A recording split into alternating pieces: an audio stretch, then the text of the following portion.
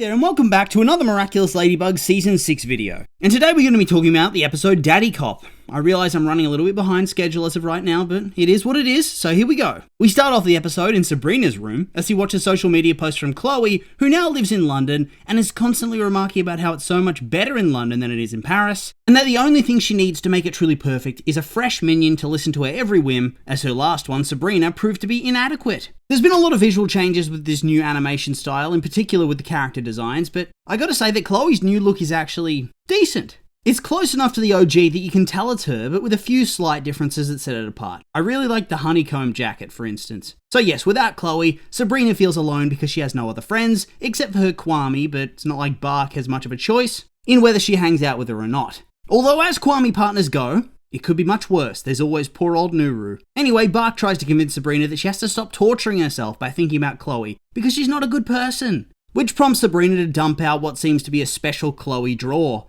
Bit weird. She then heads downstairs and presumably eats breakfast with her dad, sniffling all the while.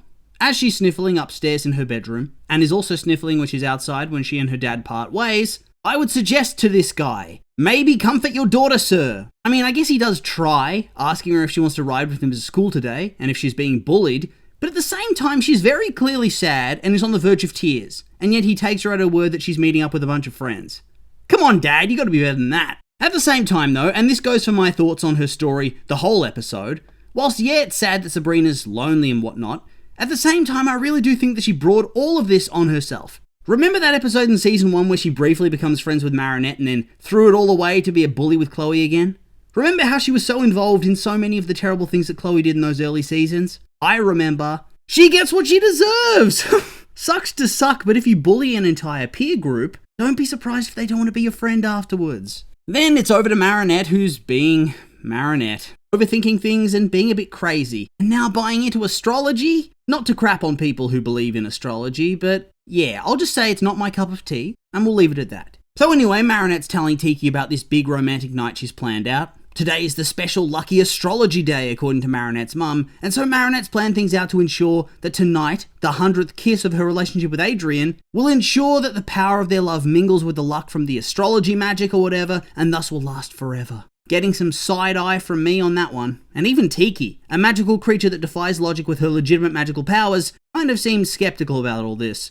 Same Tiki, same. Marinette has gone all out for this one, it seems. She's organised with the mayor to have a fireworks display, specially for the occasion, which feels like it would surely have been expensive to organise. Guess that's the perks of knowing the mayor personally. Plus, she's going to make him a gourmet feast, or rather, she would have if she hadn't broken down on the side of the road, with no way to get a scooter to a mechanic. This is where lonely Sabrina comes into the picture. Noticing Marinette raging at the mechanic about how she needs her scooter fixed now because she needs her magic kiss with Adrian to be a success, Sabrina decides to transform into her hero persona and use her power to take the scooter to the shop instead. This in turn gives Marinette the chance to turn into Ladybug and make her hasty exit so she can put the ingredients in the fridge, and so when Miss Hound returns, she's lost her chance to try to make a friend. Honestly though, real talk, I'd prefer to have a Kwame than friends. Maybe that's just me. It's not even a hard question though. Hell yeah, magic powers! Marinette then gets back home and after briefly chatting with Tiki about how it's great that Sabrina's becoming a better person and that it was the right choice to give her the Miraculous, this somehow kicks her off into panicking about having not gotten Adrian's measurements, what seems to be a custom suit. As if Adrian, the son of a fashion designer, Mr. Moneybags himself, who was forced to attend a bunch of upper-crust parties and events, doesn't have a suit at the ready that would be better than whatever she could conjure up in a couple of hours. When would she even make this suit? Doesn't she have to go to school? It's not like she has all day for this plan, plus she'd need to make that dinner, right? Feels like she should have pre-planned this event a bit better. Over at school, the girls are all preparing for their upcoming movie night. They have treats and drinks and a chosen movie. Nothing much to take away from this part except we get a look at some of the new character designs. Some which are good, some which are not so good. Mylène, oh no. She no longer looks like a teenager. She looks like a mid-40s free spirit attending a climate rally. Rose also just looks bad. I'm not sure what they're doing here. She kind of looks sickly. Is that supposed to be a thing? Are they trying to visually show off that chronic illness she has? Either way, design choice, no good. Does her no favours. Also the makeup, yikes. Before the season released, everybody was focusing on Adrian, but they should have been worrying about the minor characters. My god. Marinette then makes her entrance and makes a beeline for Adrian, where she refuses to kiss him and also starts taking his measurements. Honestly, it's very crazy to me how they have denormalized her behavior this season. Previously, I swear all the other characters would always just laugh off how crazy she's acting. But now it does feel like in story they're all acknowledging that she's a bit of a weirdo, but since they all love her, they just deal with it. Like Tiki is sometimes just non-stop awkward with her. She was on the scooter at the start of the episode, and she was also like that in Sublimation too. I've also noticed Adrian sort of just grimacing sometimes when he interacts with Marinette. It's the classic smile and wave technique whenever she's doing something strange. I'm not saying it's bad writing or that I don't like it, I actually rather do like it because it ups the comedy by adding this extra layer of awkward cringe. I'm also curious as to what prompted more of this change in the writing and direction. It does change the tone of her interactions so much. The girls then approach her about how they're having their movie night at her house this time, which Marinette seems to have forgotten about, leading to her being double booked for the evening. Whoopsie. I'll be honest, I've been there, especially in high school. When you get told something super far in advance or simply have a recurring event once a month, sometimes it would just slip my mind completely and I'd find myself double booked. Or I'd realize I had an event that I'm supposed to be at in about 20 minutes. Or even better, when I have an event I was supposed to attend and I only remember about it when I read about it in the newspaper the next day. You do not know panic until you've endured that. Also, the look on Adrian's face when he's realizing that Marinette forgot about hanging out with her friends. Dude looks so sad. I have to say they're not selling me on this relationship as much as I thought they would be. The stuff in Werepapas was good, but I do feel like in other episodes, he gives her some heavy side-eye, very regularly. So hopefully, we have more of the former and less of the latter because it's making me feel a bit weird about it all. Marinette drags Adrian away in a panic as she tries to figure out what to do, with the girl scoffing and going off to do whatever it is they're doing, while Zoe notices Sabrina sitting all alone. We briefly check in with Marinette and Adrian, where she pitches that they're going to have a girls' movie night / romantic dinner hybrid, because there's nothing a boyfriend wants more than to have a romantic dinner with his girlfriend, whilst her resentful friends are downstairs having a movie night, annoyed at the change of plans, whilst the girlfriend zips between both groups. It sounds nightmarish, and I completely understand why Adrian straight up says, "No, I'm not coming." There's legitimately no upside to any of this.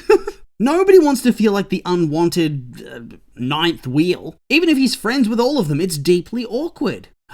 This season, Marinette is just hitting me with such visceral cringe that it is hard to cope with it. And it's made worse by the shift in how her antics are being perceived within the story and by the characters themselves. Is it so much to ask for her to be normal for at least a couple of episodes back to back? Let's move on. It's back to Sabrina, who's sitting all alone at lunch feeling very sorry for herself. Not to be that guy, but in this instance, wouldn't it have been better to change schools? If everybody you know simply knows you as a bully and a lackey, why not try to get a fresh start? Not like there's only one school in the whole of Paris, I'm just saying. Hell, Sabrina had the same idea, as when Zoe approaches her to ask what's wrong, Sabrina unloads her sob story about how she has no friends and misses Chloe and regrets she didn't stand up for her for so long, etc, etc, etc. Zoe is seemingly a very compassionate person though, and without even consulting anybody else in the group, or Marinette who's supposed to be hosting, she invites Sabrina to movie night. Yeehaw! Nothing I like better than hanging out with somebody who bullied me for years and being forced by another friend to give them a second chance after they only turned good at the very last opportunity.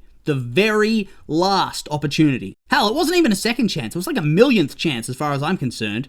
I'm not buying it. Yes, it's sad, but I do have very little sympathy. But it does seem like Zoe's going to take her under her wing and be her new BFF. This character really was invented to just be a good Chloe, wasn't she? Same backstory, same family life, adopted by Andre and has made him a better person. Now she's taken her best friend, and she has the Be Miraculous, can't forget that. It very much feels like a case of the writers realizing, ooh, we like having Chloe as a hero character, but also as a villain character. So we can introduce a half-sister to have the best of both worlds. If there are any Chloe redemption truthers still existing today, it's time to face reality. This is the redemption arc. It was just turned into a spin-off character instead. Then it's back over to Adrian and Marinette, where Adrian lays down some truth. That the girls would potentially feel hurt if he turned up for a romantic evening, whilst they're all having a movie night. Adrian with some emotional intelligence today, hell yeah! Is he reversing the aggressed smooth brain? You love to see it. And honestly, real talk, I feel like Adrian's been written so much better this season than I've seen before. He's thoughtful and intelligent, much less of the woe is me, Adrian's life sucks writing, where he just gets shat on by the story and cries about it. I don't know, it's early days, but let's keep him on this track. Over to Zoe, who approaches the other girls asking if she can invite an extra to their movie night. At first, everybody is pretty hyped about it. They're super eager to expand their group to include more people, and they have a list of candidates too. You know, because they're nice people. Then Zoe says, okay, cool, let's invite Sabrina. And rather humorously, it's a bit of a record scratch moment where all the girls are no longer keen to expand their group and reference how Sabrina was a bully just like Chloe. So they pretty much all say they don't want her there, but that in the end, it's Marinette's decision. So Zoe has to go ask her instead. I really liked this. I've always felt like TV shows jump right into redemption arcs and forgiveness for characters without putting in the work to make it make sense. Just because Sabrina's done some good doesn't mean the people she bullied would suddenly want to be her friend simply because she's sad. I liked this. It's writing that makes sense from a character perspective, but doesn't make them seem like they're bullies themselves or going too far. Simply put, I think it's well written. So Zoe goes off to find Marinette, who in turn is currently planning on asking the girls whether she can bring Adrian along to movie night to ensure her magical astrology 100th kiss fireworks display can go off without a hitch. In typical Marinette fashion, she does not listen to Zoe, and so when she goes off to ask the girls if Adrian can come, without saying his name by the way, they all assume that Zoe asked about Sabrina, and Marinette agreed, so they all think she's coming to movie night, not Adrian. I've always found these sort of things very funny. Never in my life have I encountered a situation where this has happened. The name of the person people will be speaking about is always brought up in real life, because that's how people speak. And yet this type of mistaken identity thing happens on TV so often, where there's a massive mix-up. Just guess it's one of those universal tropes. So off Zoe goes to tell Sabrina the good news, they hug, and Sabrina tells Zoe she's a good person, which makes Zoe sad. Ooh, plot development for Zoe, let's go! I'm liking we're getting more deep dives into the minor characters this season, giving them actual story progression. Yeah, it happened a bit previously, but I don't know, it feels different here. And it's 2 minor characters. 2 having story arcs within a single episode alongside the major characters as well. It feels very different, I'll put it that way. Bad luck for Marinette though, as when she pitches the idea to Adrian of him coming over, he rejects it again. Fair enough as well, her plan is terrible. It would involve her not hanging out with her friends at all, and instead being with Adrian but also watching the movie on her phone. Yikes, Adrian's right, feels like a terrible idea. Not only would the date actually suck, but I legit think her friends would be majorly pissed off if she didn't even chill with them. They might even just leave. Tiki needs to be more assertive. This Kwame sits there, watching this girl try to speedrun making a mess of her life again and again and again. It's time for some tough love. You're 1 billion years old. Look after your charge. Also, for my own internal cringeometer, thank God Adrian says no. I legitimately would not want to watch the episode if he turned up. It would be nightmare fuel. Sabrina thanks Marinette, who thinks nothing of it really, and then heads off to go get ready for movie night, with her and her dad being very excited. Then, my God, we come to a scene that was just, it's just hard to watch, holy shit. A scene that is deeply uncomfortable, where the girls are slowly cluing in that Marinette was trying to ask them to let Adrian come round, but before it can all click in their heads, the doorbell rings with Sabrina there. Marinette answers it alone, and is shocked and very rude since she thought it was Adrian and was very disappointed. She does invite her in. She very much makes her feel like she's not welcome and doesn't try to stop her from leaving. Whew, that is some palm sweating awkwardness, just a huge yikes moment. This is where my sympathy for Sabrina appears though. Having no friends because you were a bully? Tough shit. Thinking you'd made some friends only to get humiliated and have to leave the party? That sucks. Having watched this scene, this is one of those episodes I probably never want to watch again. I have a very low cringe threshold. When I know something cringy or even slightly socially awkward is about to happen on screen, often I have to leave the room or put my fingers in my ears. So this is... yeah, the first time watching this scene was hard. Rewatching this scene for the review just now, it almost finished me off. Good golly. Not saying it's bad writing or anything, it's just... wow. I mean, Marinette openly saying that Sabrina at the door instead of Adrian was a disaster. Holy shit, Marinette, no chill. Honestly, now I'm thinking about it though, I kind of don't like this scene for Marinette. I know she can have tunnel vision, but it still feels a bit out of character, right? Completely devoid of any sort of compassion at all. Oh, maybe it is in character, but I can't really think right now. But either way, it's not a great look for your main protagonist. Not sure I like this all that much. At times it feels like she grows as a character, then her personality and development regress again. We gotta move past this type of shit for Marinette's story. The walking disaster trope is getting played out. Also, just closing the door on her? My God! She got me feeling like Daddycop. I'm ready to throw down. The hell is this shit? So Sabrina calls her dad in tears to come and get her, and he's pissed. I get it. Whilst the girls all get the story from Marinette, who's crying and feeling sorry for herself that Adrian didn't turn up. You know, after he told her straight up that he was not going to come. Whilst all the girls realise it must have been Sabrina at the door and go running after her, whilst Marinette, the main character, the hero, the protagonist, she stays and has a sook. I'm liking everything about this episode except Marinette. She's actively pissing me off and making me annoyed. Sabrina then gets akumatized, but pretty much instantly rejects it, which was pretty cool. Whilst her dad was akumatized into Daddycop and instantly shoots the girls that went to comfort her, turning them into mindless minions that worship Sabrina, with creepy voices and facial expressions. Ugh, nightmare fuel. And then they start chasing her down the street, which is even creepier, and more start to appear. And just like that, the genre shifts from teen drama to zombie movie. Marinette watches all of this from the safety of her house and transforms into Ladybug, saving Sabrina and taking her to safety, whilst Cat Noir arrives, shifts into Astro Cat, and has a dogfight with Daddycop as a distraction. When told to suit up, Sabrina tells Ladybug she isn't worthy of a Miraculous, or being a Miracula.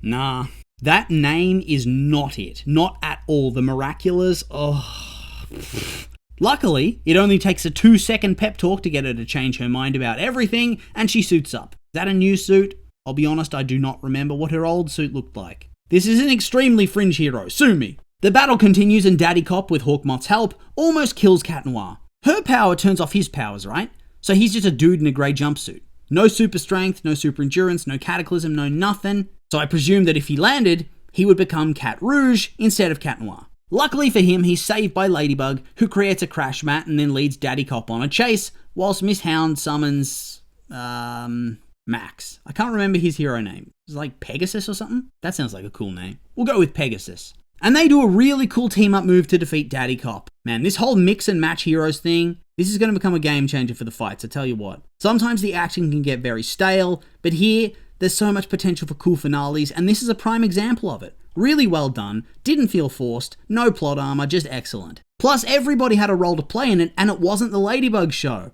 Only downside was them insisting on calling her Cosmo Bug as her hero name simply because she's in the suit power-up. I've always hated that. Batman is Batman no matter what he's wearing. She's Ladybug, damn it. They fix everything, yada yada yada, it's all good here.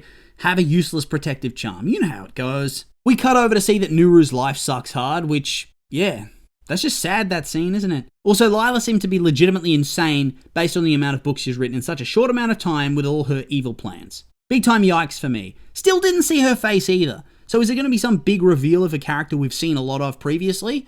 I'm very curious. The girls then all bond at the sleepover, and it's very nice, very after-school special. They have a group hug, and Marinette promises to be a better friend and less obsessed over her relationship with Adrian.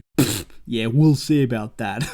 No chance. They love milking that shit for all it's worth. Also, there was some eye contact with Sabrina and Zoe that some thought may be a romantic hint. I don't think so, honestly. There are other ships and couples that surely deserve attention before anything like that. I'm not against it or anything, it's just I don't care about it, you know? There is a whole list of other character dynamics I find far more compelling than this. By far! And focus on them first, please. We all know who they are, we don't need to say them here.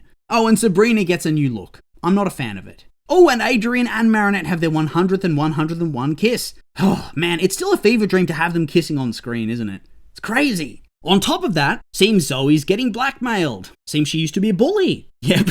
Whoa, this is it! It's the Chloe redemption, but it's been written for Zoe. Woo-hoo-hoo! Oh, there's going to be some very mad commenters, aren't there? And so with all that being said, that's the end of the episode. I rather liked it. I'm tired of weird, obsessive Marinette, though. Could you not be yourself? For 5 minutes! I feel like at this point, it is being forced by the writing, rather than making any sort of organic sense anymore.